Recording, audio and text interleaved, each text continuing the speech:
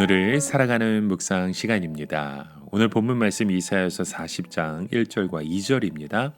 너희 하나님이 가라사대 너희는 위로하라 내 백성을 위로하라. 너희는 정다이 예루살렘에 말하며 그것에게 외쳐 고하라. 그 복역의 때가 끝났고 그 죄악의 사함을 입었느니라. 여러분, 우리가 어떤 큰 어려움을 만났을 때 세상적으로 어려움을 보는 것과 믿음의 눈으로 보는 것은 차원이 완전히 다르다라는 것을 깨닫게 되죠. 세상 사람들은 어려움이 닥치게 되면 내가 어떤 재수가 없어서 이런 일이 터졌다고 합니다. 다시 말해서 내가 이런 큰 어려움을 당한 것은 어떤 운명의 힘이며 나로서는 어떻게 할 수 없다는 식인 거죠. 일종의 체념입니다. 그러나 하나님의 백성들은 자기에게 닥친 어려움을 믿음의 연단이라 생각합니다. 이것은 체념이 아닙니다. 성도는 이 어려움이 나를 훈련시켜서 더 훌륭한 신앙을 가지게 할 것이라 생각하는 거죠. 나아가 이 어려움엔 반드시 끝이 있고 그 기간이 끝난 후에는 하나님이 온전한 축복이 회복된다는 소망을 가지는 것입니다. 만약에 유다의 멸망을 세상의 눈으로 본다면 이건 군사적으로 실패입니다. 유다는 군사력이 원래 약한 나라이잖아요. 유다보다 훨씬 강한 바벨론이 침공을 하면 망할 수밖에 없는 겁니다. 그리고 한번 망하고 난 후에는 모든 것이 다 끝장이 나는 거죠. 그러나 이것을 신앙의 눈으로 보면 어떻게 되는 것입니까? 바로 복역인 것입니다. 오늘 2절 말씀에 복역의 때가 끝났다라고 말씀해요. 복역이라고 하는 것은 죄를 짓고 감옥에 갇혀 있다가 그 형기를 채우고 나면 다시 자유를 얻게 되는 것입니다. 지금 하나님께서는 유다 백성들의 그 죄를 헤아리고 계신 겁니다. 그러다가 어느 시점이 되었을 때 그들을 법정 구속시키는 겁니다. 바벨론의 군대가 예루살렘에 쳐들어와서 그들을 멸망시킨 것인데 이것은 완전한 멸망이 아니고 복역이기 때문에 그 죄값만 지불되면 다시 돌아올 수 있는 것입니다. 그래서 하나님은 뭐라고 말씀하십니까? 오늘 본문 1절에 너희는 위로하라 내 백성을 위로하라 라고 말씀해요. 하나님께서는 고난 가운데 있는 자기 백성들에게 어떤 일을 하시는 겁니까? 우선 그들의 죄값을 고난으로 갚게 하시죠. 거기에 인정사정 없습니다. 그래서 자신들이 지은 죄에 대하여 철저하게 고통당하게 하시고 비참한 생활 속에서 자유와 행복을 누리지 못하게 하십니다. 그러면서도 다른 한편으로는 그냥 두지 아니하시고 계속해서 위로의 말씀과 축복의 말씀을 주셔서 그 어려운 시기를 잘 견뎌내게 하시는 거죠. 마치 가족이 감옥에 갇히게 되었을 때 다른 가족들이 계속 찾아가면서 면회를 하며 위로해 주는 것과 같습니다. 어려움에 처한 사람들에게 가장 큰 복은 고난 중에 하나님의 위로의 말씀을 듣는 겁니다. 그러면 비록 내가 잘못해서 어려움에 빠졌다 해도 그 말씀을 듣는 순간 하나님이 주시는 연단으로 변하게 되는 것이죠.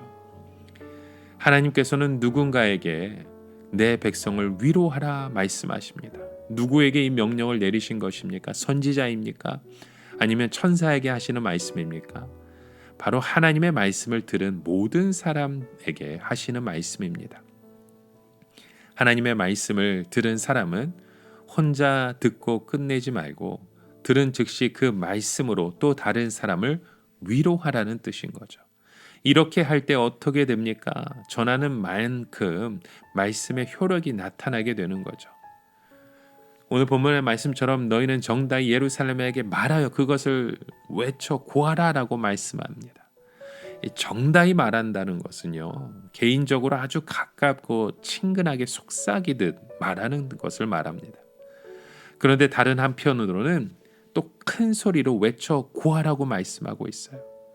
이 말은 전하는 사람은 각자의 사정을 잘 모르고 일방적으로 외쳐도 듣는 사람은 자신의 형편과 처지에 맞게 듣게 된다는 뜻인 거죠. 이것이 하나님께서 성령으로 하시는 말씀의 특징입니다. 말씀을 전하는 사람은 개개인의 사정은 모릅니다. 그래서 일방적으로 큰 소리로 말씀을 외치는 거죠. 하지만 듣는 사람은 자신의 형편을 너무 잘 아는 사람이 대놓고 말하는 것으로 듣게 됩니다. 그냥 좋다라는 식이 아니라 너희 문제는 이러이러한 것들이 있으니까 내가 그것을 잘 알고 있으니까 이제부터 고쳐야 된다는 식으로 말씀이 들려지게 된다는 겁니다.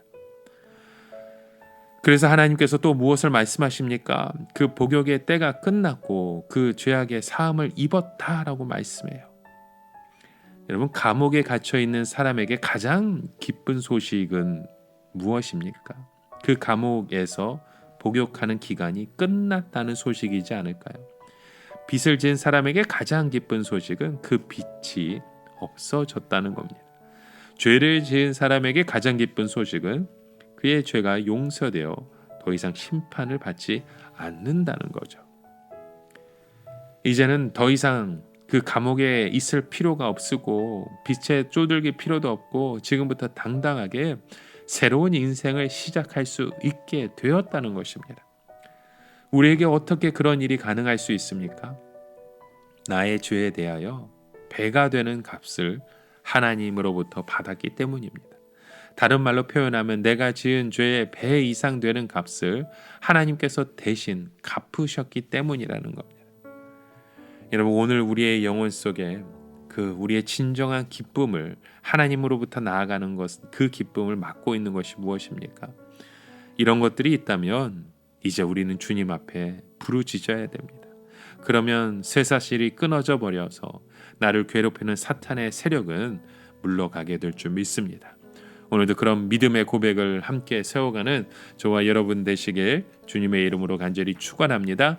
함께 기도합니다. 하나님, 오늘도 우리에게 친근하고 속삭이듯이 정다이 말하는 하나님, 그 말씀 속에 이제는 우리가 깊이 외치고 소망해야 되는 말씀이 무엇인지 깨닫게 하셨사오니 하나님, 우리에게 주신 그 사명을 온전히 이루는 믿음의 백성 되게 하여 주시옵소서. 예수님의 이름으로 기도드립니다. 아멘.